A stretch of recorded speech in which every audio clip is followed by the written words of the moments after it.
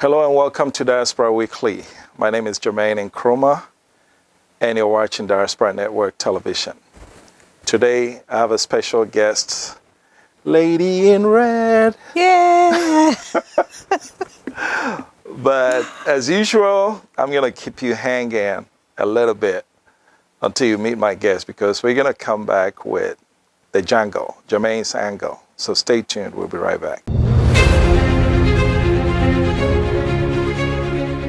Welcome. In today's jungle, I want to touch on the number one thing that we say in Africa. Others are in control. They're going to do this. They're going to do this. When Africans go to the United States, we blame our brothers and sisters for blaming everything on whites, that the whites are discriminating, suppressing them and everything. But meanwhile, we forget that back at home in Africa, white man's been gone for over 60 years. We're handling our own countries. But we still claim that even though they've been gone 60 years, they're still in control. They are the reasons that we're not doing what we're supposed to do. But our brothers and sisters in America who live, still continue to live with it, they don't have the right to complain about whatever it is that others are doing to them. That doesn't work for me. So let's come back home and look at truly who's doing anything to us. Today I want to touch on the AFCTA, the African Continental Free Trade Area. The headquarters is right down the street from my office in Accra. And we're supposed to trade among each other. Ghanaians buy from Namibia, Namibians buy from Tanzanians and everything. But we forgot about one thing. How are we going to pay for what we buy? Today, without an Afro currency or an eco currency or any regional currency, if we buy something within Africa, we're still going to use somebody else's currency to pay for it. Whose problem is that? It is our problem to solve. There's West African Monetary Institute, WANMI, right here in Ghana. They've been at it for over 25 years, and we still haven't seen what the eco currency looks like. Whose fault is that? Is that somebody else preventing us from creating a currency just like the Europeans have done it? So if we're serious about really doing something among ourselves, getting to know each other, and working together and trading with each other, we have to come to grips with the fact that we have the control. The narrative that other people are preventing us from doing what we're supposed to do doesn't jive with me, because quite frankly, it is on us. So for today, that's the jungle. Stay tuned and you will meet my special guests.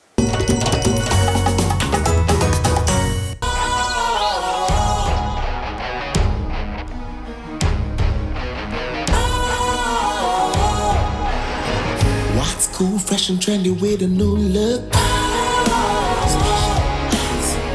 Makes you feel real good, that refreshing vibe. Satisfies you right just the way you like. Do you know? Do you know? Do you know? Ain't gotta do it alone. Specialized makes you glow. Anytime.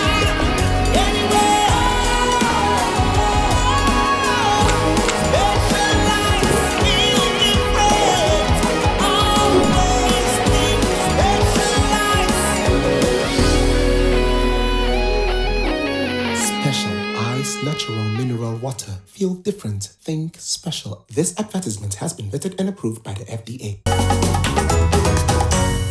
Okay, welcome back to a special edition of Diaspora Weekly. I am delighted to be joined by my sister from all the way from Namibia, Toucy T. Welcome. Thank you so much. Very good, very good, very It's good. I like the red and the gold combination. Thank you, thank you. Look at that. Oh, the gold all the way comes on. Show it. Oh my goodness, look at that. It looks great, it looks great. Welcome. Thank you so much. It's a pleasure to be here. Absolutely. We're delighted to have you. First, over here, it's still typical Ghanaian culture. I don't get to talk about you to my audience. You get to do that. So tell us about yourself. Who is Toucy T? Okay, Toucy T, a.k.a. the Himba Queen, which is a tribe in Namibia. Normally you will see them with the red powder. Oh, okay. You know, women breasts are free and just... Oh, wow. Yeah, Google them, Himba, the Himbas. And then they've got the animal goat skin that they wrap around their waist. So they still have the old traditional way. That's from my father's side. Okay. So, and that's who I am, and that's what defines me. Okay. So every little vein that runs into me, I'm a Himba lady. So at times in Namibia, I'll get to be questioned because I'm always on TV, and I always say, I'm a proudly Himba woman. And they're like, are you not ashamed? What is there to be ashamed of who I am? Of course not. That is my beautiful tribe, and I just love it to bits. Wow. Yes. The Himba tribe. Yes. And you said something, of course, as a man, you know what caught my attention to all the things that you said. You see, it's out there uncovered? Yes. Okay. The two beautiful girls will just be all out. So probably if you guys can Google the picture and just put it into the in public? insert. Yeah. Yes, in public. Okay. Himba. Yeah, please Google it and come and show it to Mr. Jermaine so that he can have a clue what I'm talking about. Wow. Yes, it's beautiful. It's all natural. They don't even bathe like in water like us, you know, after a while. They just put on the powder now and then. You'll never see them smelling. It's just all beautiful and natural. It protects them from the cold, protects them from the sun. It's just amazing. You see, that is my thing. We don't know enough about each other. Right. I mean, look, if I didn't mention your country, you could pass for a Ghanaian, Nigerian. I get that all the time. But look at the difference in culture. When you mention what you said, look, my jaw dropped. But in Namibia, that's normal, right? Very. So do you see that in the cities as well? Yeah, they are in the city. Now they've been coming. Probably the first time I also met my uncles when I was probably a kid around 5. You know, we were all amazed how they dressed because my dad came when he was a little bit younger, and we get to meet him like in the Western clothes. But all his other siblings at home, most of their kids, they're all dressed in that attire. Wow.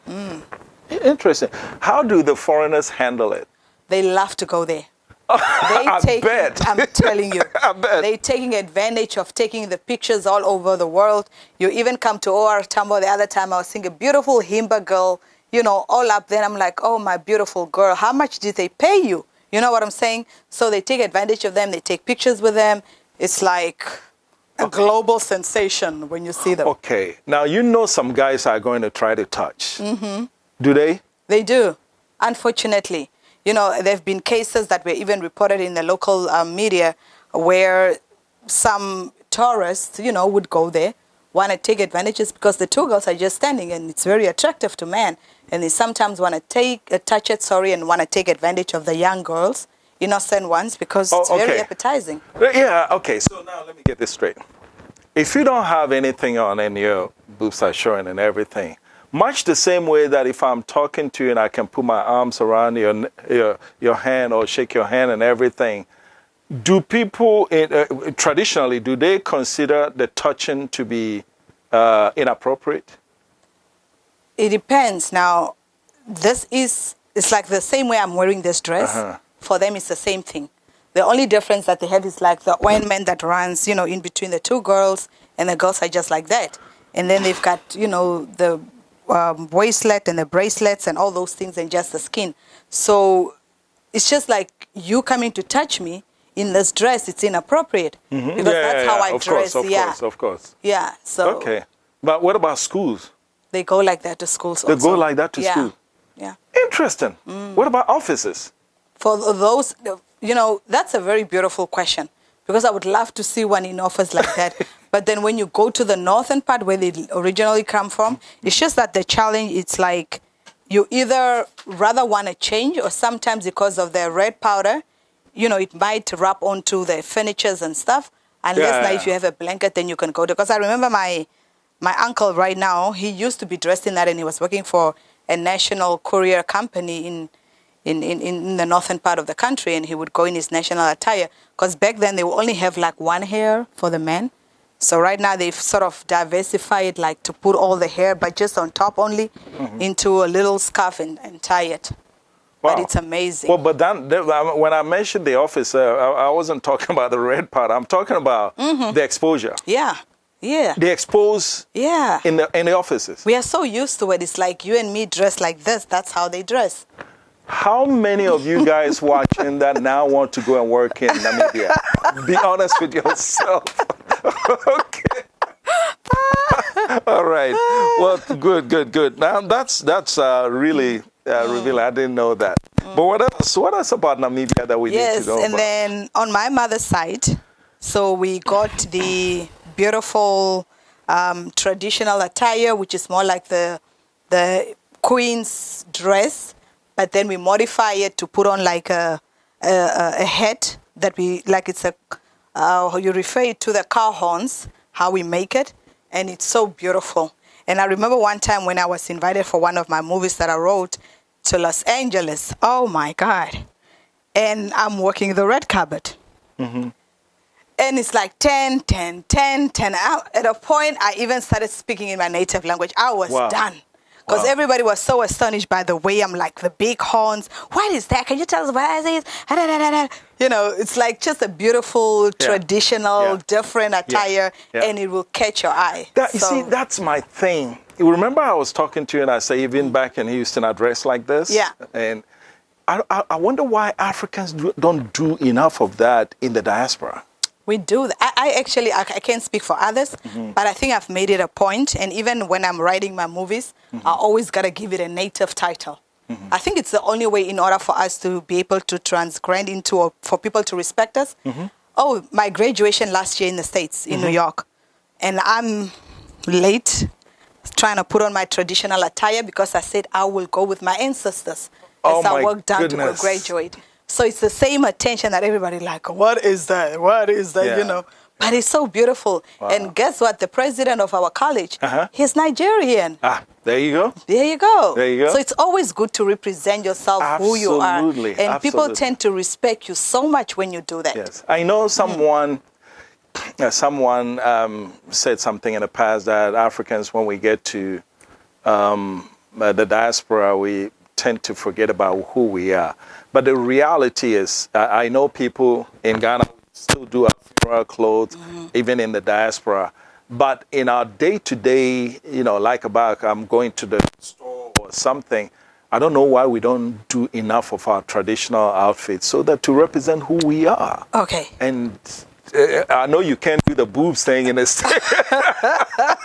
I will actually try it out.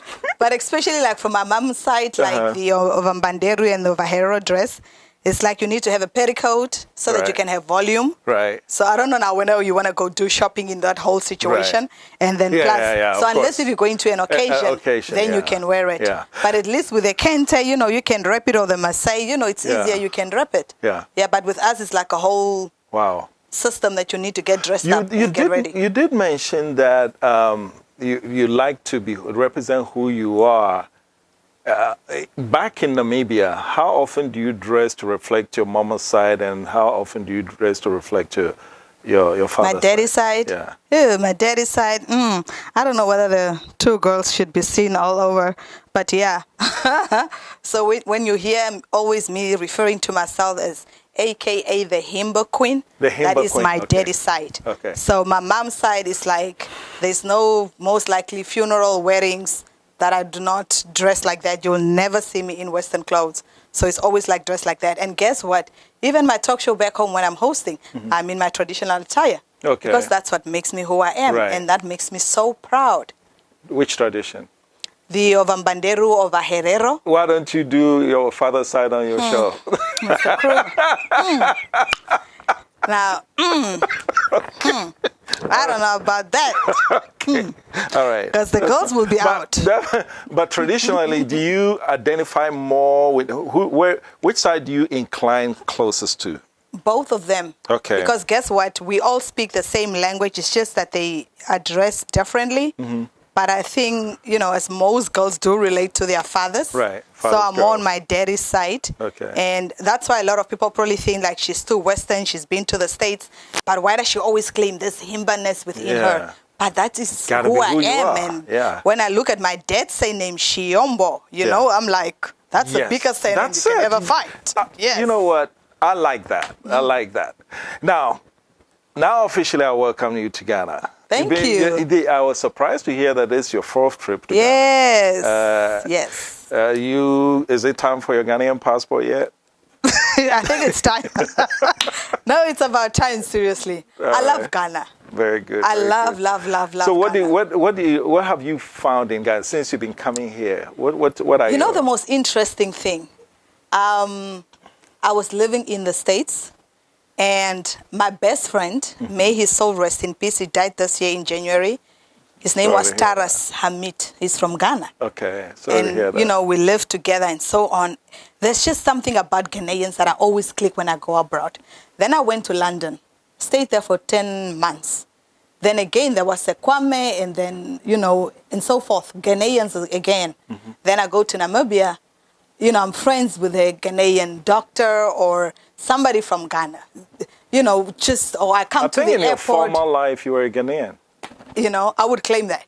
I would definitely claim that. Okay, all right. Some of the friends that I either run into to the airport, Ghanaians. Then Okay. That's how we connect. And it's been relationships of more than 20, 30 years. Okay. And I can relate to you guys. You're so beautiful people, very loving. Thank you. The food is so nice. Thank you. Very humble people. Thank And you. I just love Ghanaians. And let me ask you this. You're going to go to, what other countries are you visiting on this trip?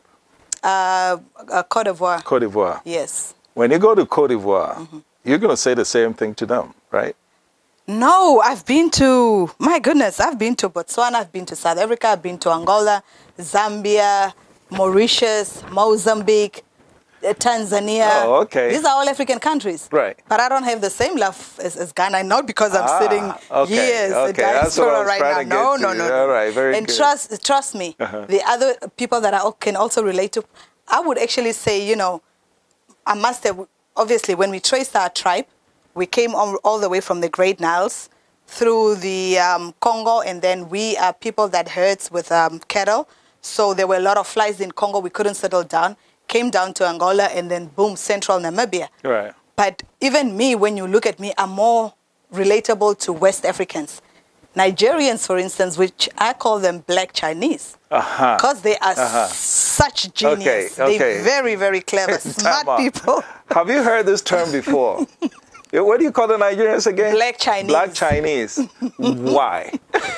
They're intelligent, very creative, very innovative. You know, one thing that I say about Nigerians, like, do not criticize them of what the world says.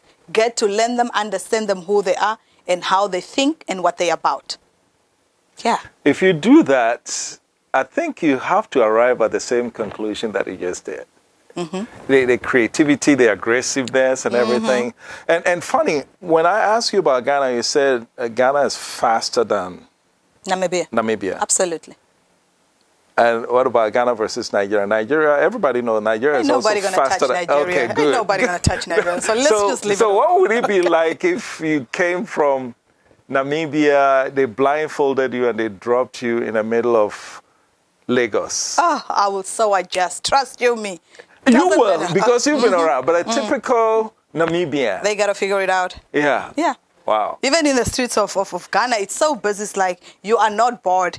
If it's not this beautiful, you know, queen selling things and the way that they are wrapped or they put the nuts in such a way, it's so beautiful. You don't have that? You don't have street that workers? in Namibia, no. Oh, wow. Yeah. Interesting. So how does that I mean, you were, the difference is that you have traveled far and wide. So when you are in Namibia, the way you see Ghana might be different from the average Namibians. Overall, how do they view Ghana? I think that's the thing about Namibia, because of the beautifulness, because of the comfort. The country is so slow, people do not get to travel. And what I keep on telling them, you know, sometimes they look at me because, oh, you are so known in the country. It's not about that. We need to appreciate our leaders because they are so accessible. We can get to them. We can air our views. We can talk to them like you and me, you know, either the president or the ministers and so forth. But an average Namibia will be complaining, oh, we don't have this, we don't have that, because they don't know any better. So when you talk about West Africa, you're like, oh my goodness, no, I can't go there. I've seen this and this and this on TV, because that's what they get sold. They don't come to see firsthand. What I call traveling is free education. Yeah. You get to learn about people. So when they say that in West Africa they've seen this, what are they talking about? Is it positive, negative? What? It's like in between. In you know, between, I can't live like that. I can't go there. Okay. Sometimes they look at the traffic or the Nigerian movies. Yeah. Oh, Nigeria is so overcrowded. You know, people live there in and out, so they don't understand none of those things.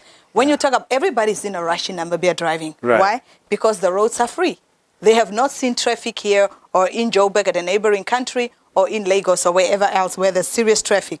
Right. So they take a lot of things for granted. That's interesting. I can imagine when you're living in a much slower country, larger, small population, and that's what you know all your life, Yeah. and then you see boom, boom, boom, boom. I think that can be You very can't compare it confusing. to anything. You'll be like either shocked or whatever, but for some of us, Interesting. we are used to it.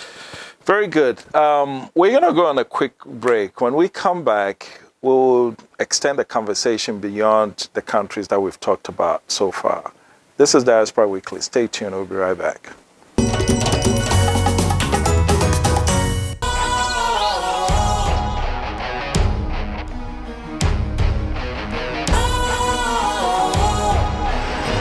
What's cool, fresh and trendy with a new look? Makes you feel real good, that refreshing vibe. Satisfies you right just the way you like. Do you know? Do you know? Do you know? Ain't gotta do it alone. Specialized makes you flow. Anytime, anywhere. Specialized, feel different. Always think specialized. Special ice, natural mineral water. Feel different. Think special. This advertisement has been vetted and approved by the FDA. Welcome back. This is Diaspora Weekly, and we're having our continuing conversation with my special guest from Himbaland, Thank you. right? Ooh. Toucy T. Yes. And when we went on break, one of my absolutely retarded studio staff members brought a question. I thought I was going to ignore it, but my sister wants to answer it. So here's the question. If these girls are out there with boobs in public, in the office and everything, and visitors come, they're not used to that. They see this and monkey see, monkey touch, right? The men are going to want some. Is it available? No. It's like you and me dressed in as attire. It's just that their boobs are out. But obviously, if there's a consensus of, you know, we want to do this consensually, then it's fine. So that's what it is about. But how prevalent is it?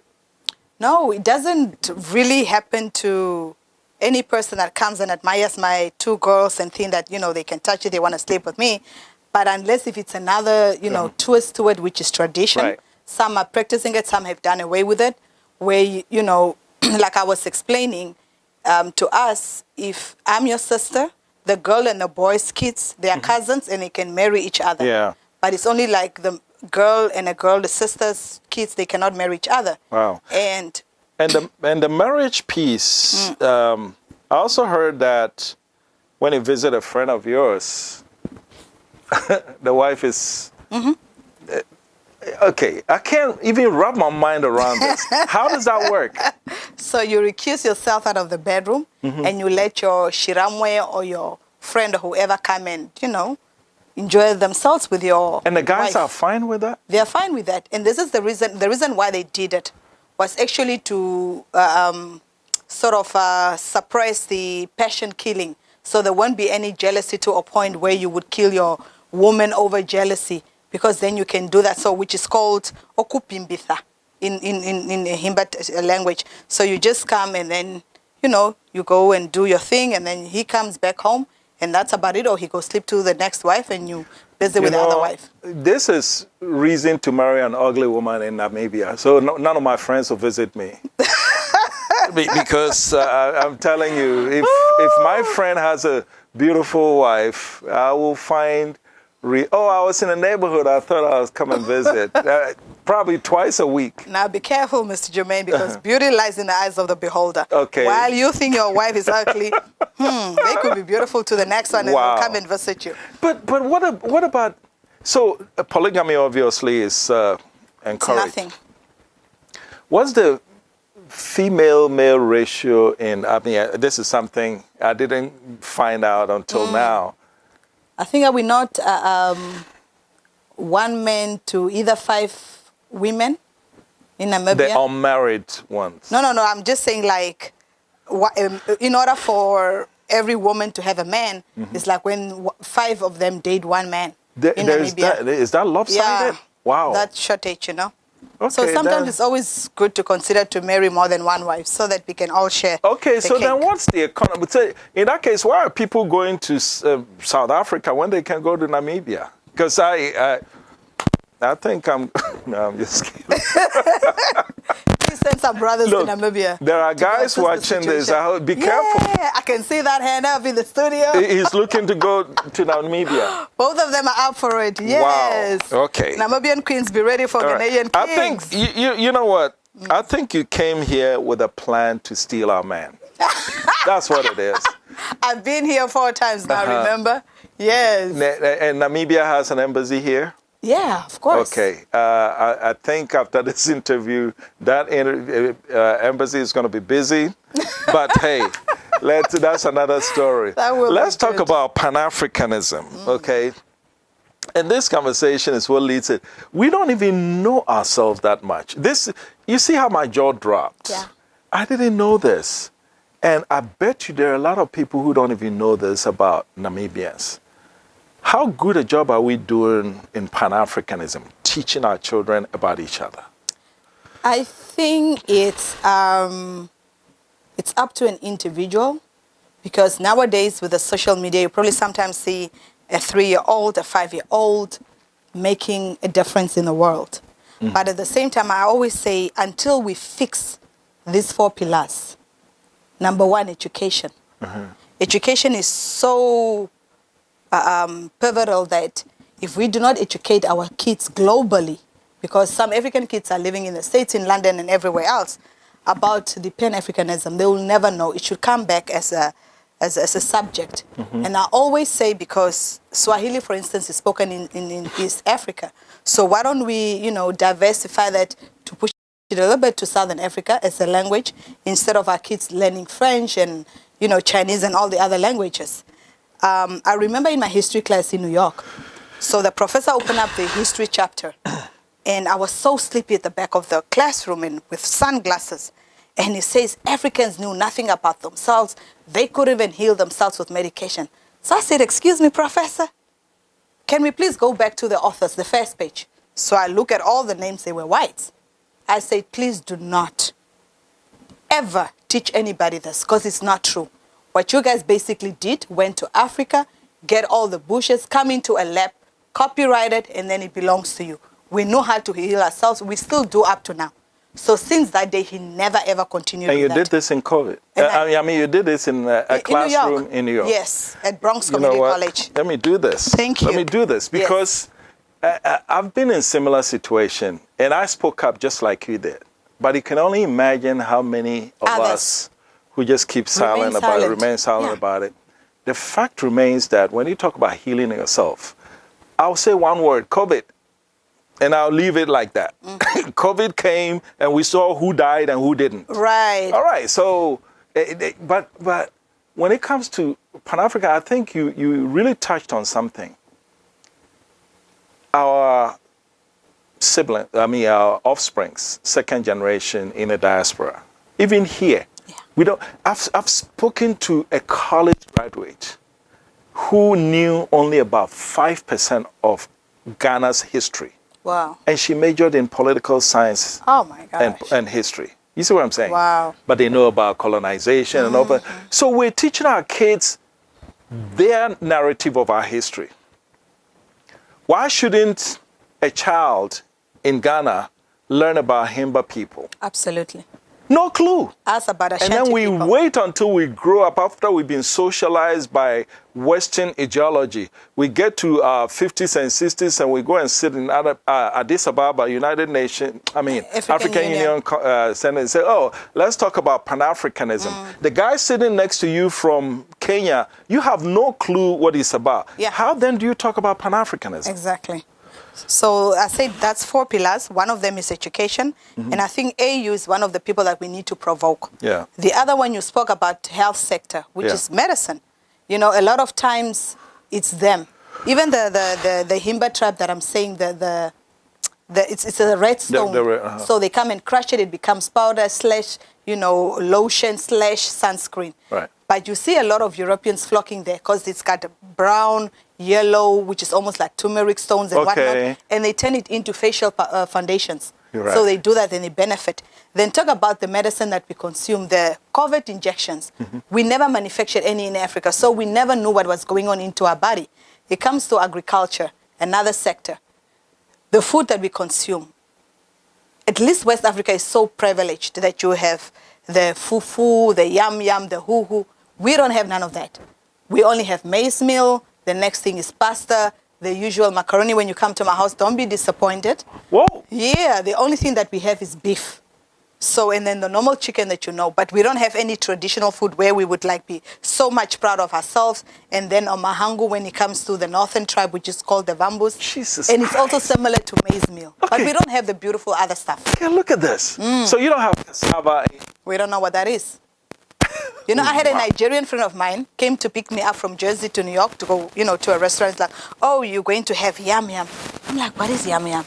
Oh, now you become Western, like American. You don't even know what is yam yam. But you didn't I've know. never seen yam yam. I don't know what is cassava. I don't know what is, all this beautiful traditional food that you guys make. So shea butter, you don't know? Shea butter, I buy it and I go cook it. And But you that's guys why my skin, have it in. We don't have it. Okay, time out. So right down the street, Namibia. Yeah. Yam, cassava, all these things that we have here that Zero. we just... No clue. Wow. Only us that travels that will know. And now the 4th pillar will be the banking sector. Because a lot of times we don't have access to, borrowing money, or then you have the World Bank with all these crazy interest rates, so you need to have collateral in order for you to, get a loan. And Namibia is also not the same as Ghana. So we buy our houses for 1.2, 3 million, 6 million a house, and you owe it to the bank. 6 million of what? 6 million Namibian dollars, which is equivalent to a South African rent. Okay. And which is like $18 exchange to... Okay. So do the math as you're listening. Yeah. So it's like you don't own a property until after 20, 30 years. If you're lucky to pay so you it do off, the same mortgage thing. Okay. then it goes back to the bank. These are revealing amazing things that I didn't even know about Namibia. So what do you propose? How do we solve this problem? We start with the AU. May his soul rest in peace. President Gaddafi did a fantastic job. And if a lot of African leaders can follow in his footsteps and complete that, we can start with the African currency. We can start maybe baby steps. Let's start with Swahili. Let's start with Pan-African back in all the African schools and in the diaspora where our kids are. So we can start somewhere. Then we go to the African currency. Let's do away with, coming into Ghana like 2-3 days ago, we all had to queue up and, the immigration officer was so nice. So it's like, are we not visa free? No, you cannot be visa free because I have to pay when you go to Namibia, Look at that. Yeah. Can we do away with that? Can governments make money out of something else and give us an African visa? As an African, let me feel proud to go to an African country. I think right now the visa-free thing is the regional bodies. In ECOWAS, you travel without visa, and like in your case, SADC. The same thing. SADC, but when you're crossing region, okay. Yeah. But I think you touched on the currency thing, right? The West African Monetary Institute that I mentioned, in West Africa, there are 14 countries. 8 of them are Francophone. And they spend safer, controlled by France. Oh, always. So now imagine in West Africa, we say, oh, let's do one currency called the ECO. Already 8 votes say, no, we agree, because they use safer, and ECO never got off the ground. But we need an African Afro currency. But who's to be blamed, like you asked earlier? Right. You know, if the Italian prime minister spoke about it, instead of you getting a lot of African head of states backing it up and say, can we see some action, France? You know, it's not happening. It's one European that is saying it. We've seen Julius Malema of the EFF saying something about it. But most of the other head of states, my bet if they've said something and I haven't heard about it, but you don't even see like maybe 60% of them commenting on the issue. Okay. How many times are we going to enrich France? So now this brings about the recent coup in Niger. ECOWAS is now talking about sending troops, and there's been a big debate. So of the 8 Francophone countries in West Africa, 4 of them are now ruled by soldiers in recent coup d'etat. Now, the debate, there is a strong side of the debate that say, no, the Francophone youth want to get rid of France, so leave them alone, let them do their thing. And then others are saying, yeah, if we encourage coup d'etat, it might filter into this thing. What is your opinion on, because I happen to know that the youth, Goita in Mali and all the young guys who just recently took over, they have the full support of the youth in the country because they are anti-France. Should West Africa, ECOWAS intervene? I know you're not from here, but when you look at the picture, what do you see? I think it's time that we put law into place, and lawlessness does not rectify the problem. You take over in a coup situation, you know, stabilize the situation, let the election process take place, and then the support of the youth that you have votes you into power. Yeah. And I think it's very imperative that, you know, the African countries go and support that. Right. Because a lot of, you know, the wealth in Niger is going to France. And if we don't stop that, and if we don't act right now in cohesion as Africans, it's going to continue. But here's where you run into problems. You know, when a military takes over a country, they suspend the constitution. When you give it back to a civilian, you're back to constitutional rule. The constitution by nature ties you at the hip to France. So you, the guy who became president, constitutional president, the moment you stepped in there, you're saying yes, sir, to France automatically. No, that's if you allow it. Now, if you know the constitution is a problem, then you fix the constitution. You will fix the constitution. Yes, then you have to fix it. And I think with the approach of the France president right now, I think it's for them to act fast. And they need to. Yes. They need to but see what's coming. But if they're reluctant and say you apologize, you're sorry about this, it's not going to work. It's not good enough. Let's see it in action. Let's see it play out. Very good. Let's go on a quick break. When we come back, for the rest of it, we'll talk about the leadership thing. And then, we haven't even talked about your show. Stay tuned. We'll be right back.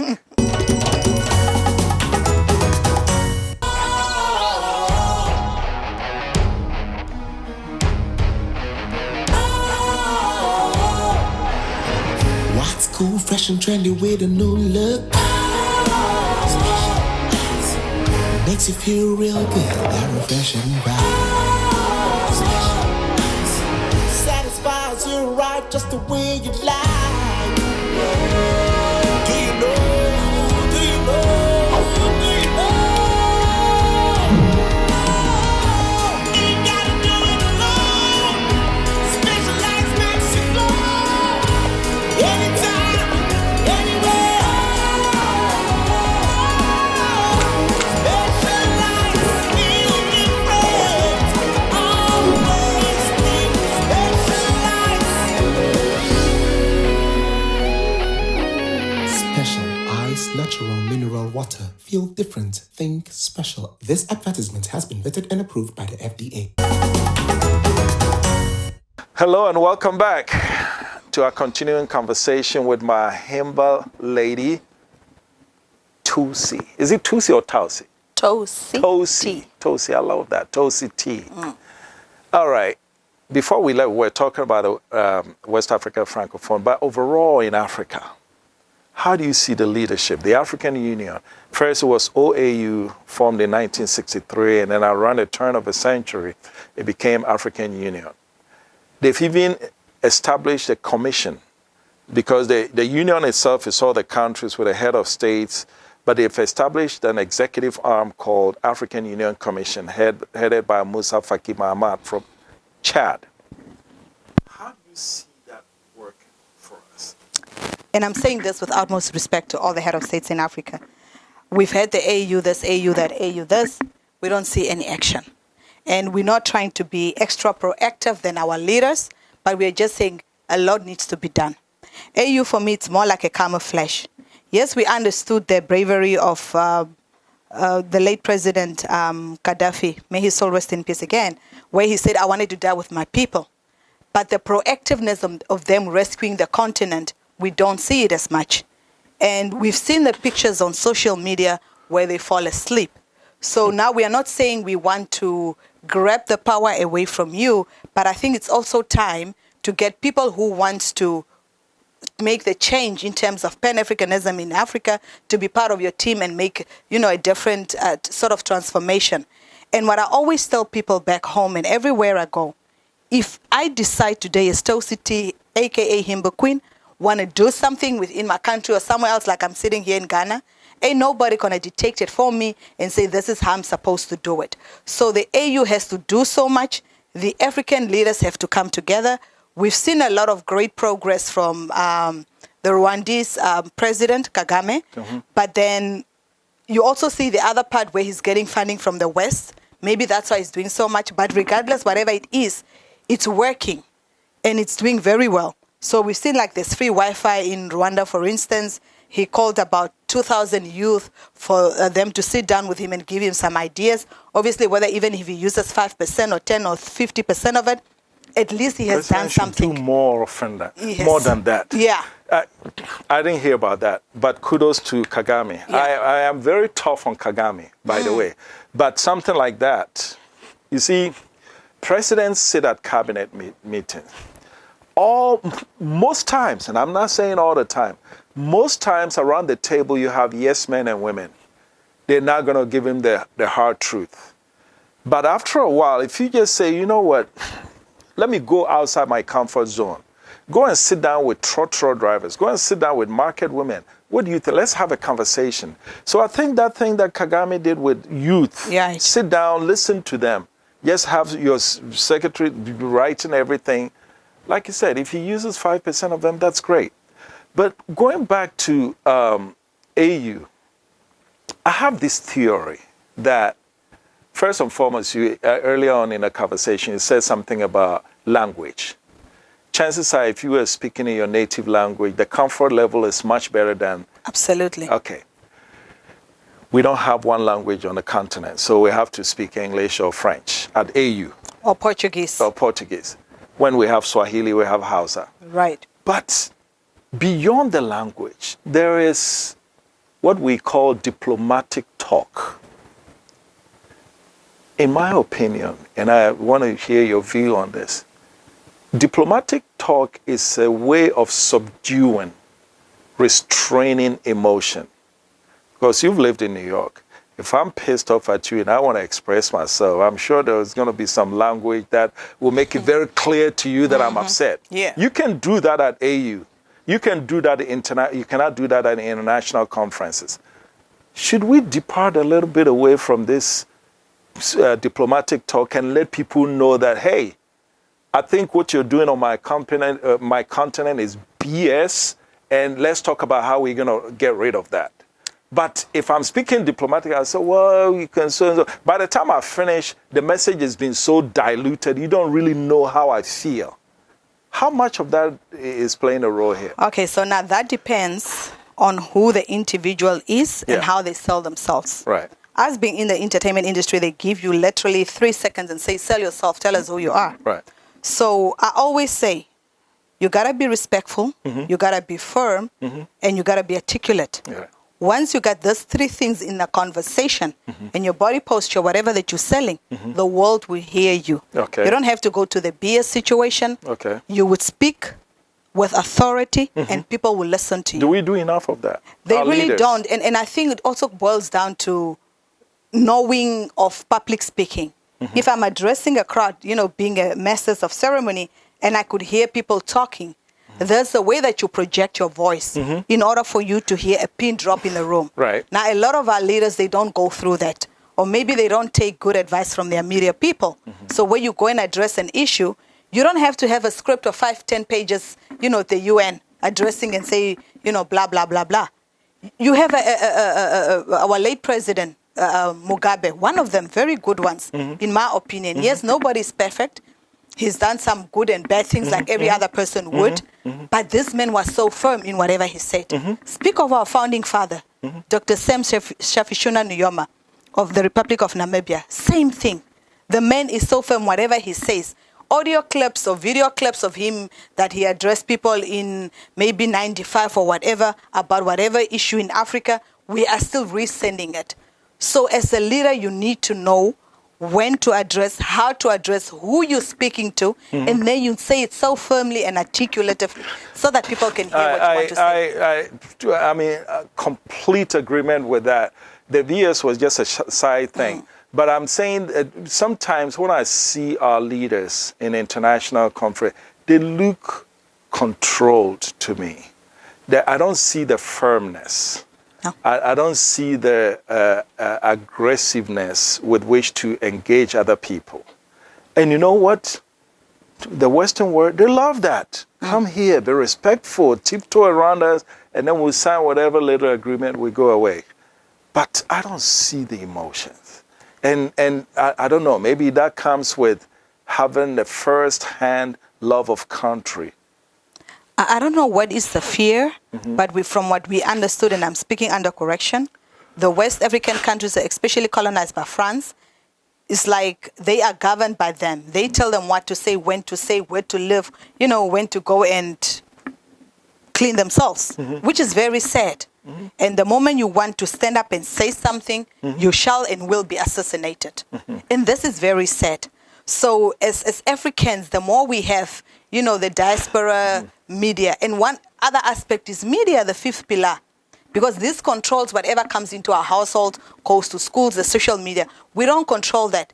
But you've seen on Insta, what is that, the late thing that says a Zimbabwean, web designer or something is the one that designed Instagram. But then it's now owned by, the Caucasians or the West. Why don't we have something like that in Africa? Why don't we have a United Africa TV where we get from the West, the East, the 4 regions, and then we put it together? Then that way we'll be able to disseminate the correct information that we want our people to see. Because now when you get told by the West, either you see people are struggling to have water because what they need in order for them to put that advert, they need funding from their peers. And they get it from the white people because that's what they're selling. They don't tell the good things about Ghana, Namibia, South Africa, whatever. It's not in their interest. They don't want to say it. And then they say, when they're toying and fighting against apartheid because they're chanting and singing and whatnot, they are happy, they are not rebellious. And so it's things that we need to change. When I go down this conversation, can go on and on and on. But I'm going to dedicate the final minutes that we have to your show, Toucy T show. It is so unique, and that's what, when he told me about it on the phone, I'm like, wow. Tell us about it. Tell my viewers about it. All right, so 2006, I'm in London, I'm homesick, so a friend of mine calls me and says, come to London, there's good money that you can make versus in New York. I said, okay, why not? I got 2-year working visa that they used to issue back in the days. So I go there. Man, I was never homesick like that, man. So I couldn't cope with the weather, with the this and this. That's when I started with my writing, and I'm crafting, and I'm like, no, I need to have a talk show. I need to speak to people. I need to make a difference, because that's the legacy that I want to leave behind, to say, what changes have I made into people's lives? So I started writing the whole thing. Luckily, I was, you see, when I tell you about Ghana, you will never believe this. So she told me now I must go and do the care work to clean people's situations. I said, girl, I don't do that. I'm a racist black woman, if you want to call me that. I am not doing any somebody else's grandmother's cleaning. No. If you want to kick me out of your room, please do that. So I stayed there for 10 months. Then I went to work for the original black entertainment, Ghanaian owned, in London. You see, my love for Ghanaians. I'm telling you. I'm calling the Minister of Interior right now. Please I think your passport will be waiting for you. I'm telling you. So I started working there as a public relations, TV host, producer, director, and then I started coming up with my talk show. Then I'm a world trotter, so I'll go to Russia, Ecuador, you name it, Europe, Belgium, so forth. Then eventually lived in the US and back and forth. Then I said, okay, when I come back home, want to have a talk show. And the slogan is the show for the people, by the people.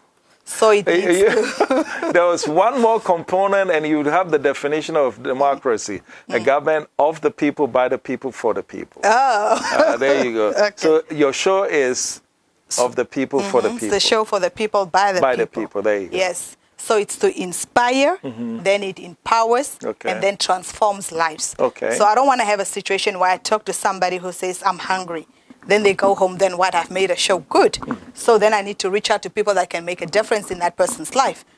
Or, I have one of the episodes that I'm working on back home.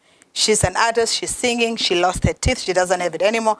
I call my dentist and say, can you please help out this girl? We got a new denture. So, being a journalist, and it's so ironic. One time I was watching the Oprah interview. So she started off as a TV journalist. And every time she goes to a scene and cover a story, she becomes so emotional and attached, and she always want to give, or either sometimes cry with the people. Then they say, then you're not good for TV. And I would do the same. So I would go cover video schools to motivate students to study. I come to one of the towns called Rehoboth. A school player, very good soccer player, doesn't have school shoes. I will go buy. I'll go somewhere, I'll do that. So basically, you're going to satisfy needs.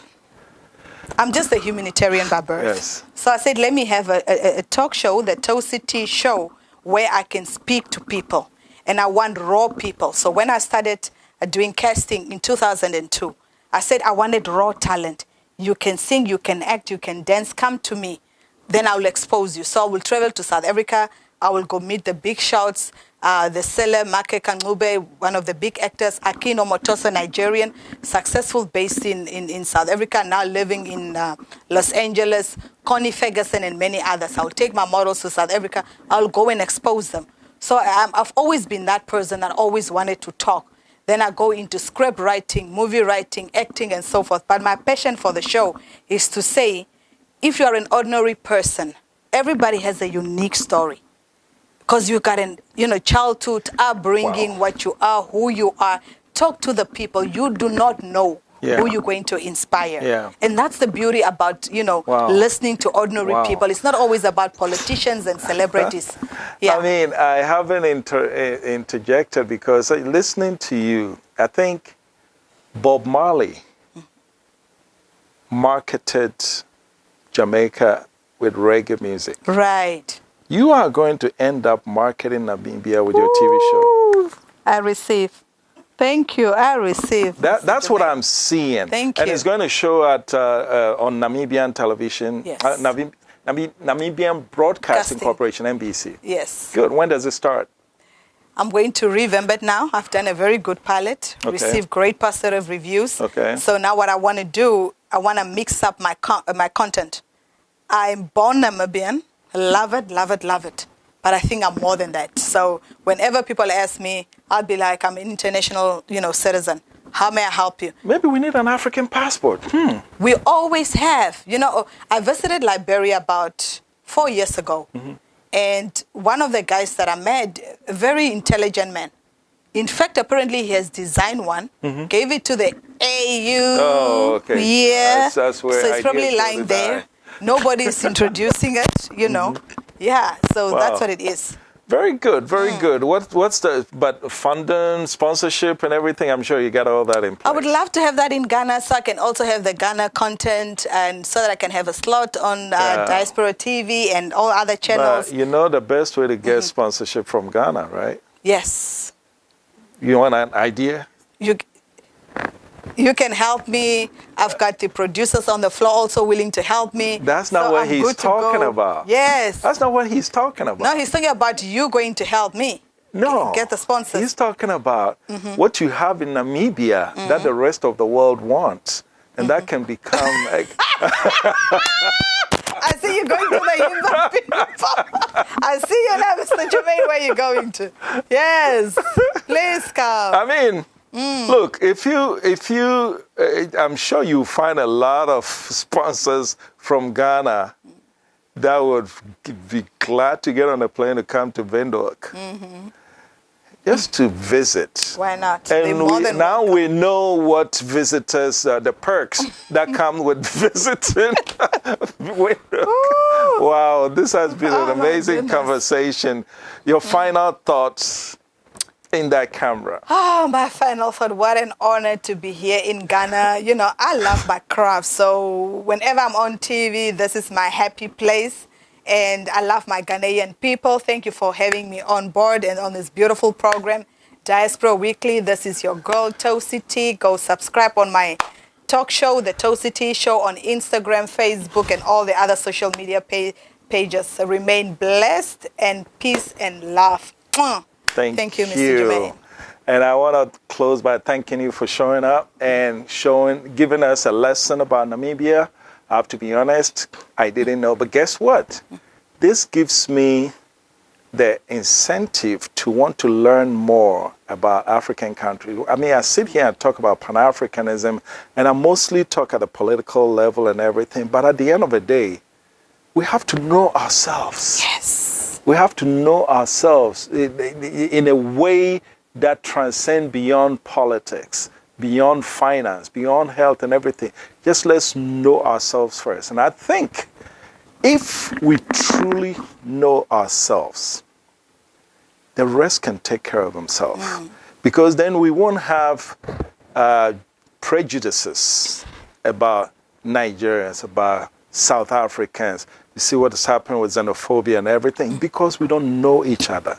And I think what we learned here today about actually the things that are so basic about each other that we didn't know before should be the incentive for us to learn more about each other. And for that, I'd like to thank you for watching. This has been a great edition of Diaspora Weekly, and my guest has been Toucy T. Yes. Bam! Boom. Thank you. Stay blessed.